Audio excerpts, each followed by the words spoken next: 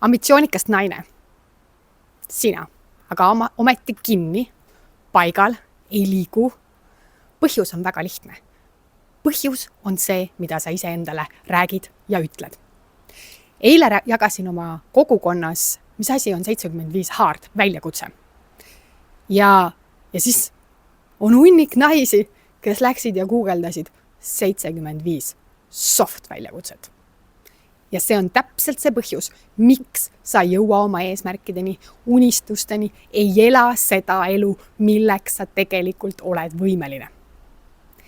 Kui see sind kõnetab ja sulle aitab, siis olen kokku panemas eliitarmeed naistest, kes ei lepi keskpärasusega, kes ei lepi sellega, et elu on lihtsalt okei.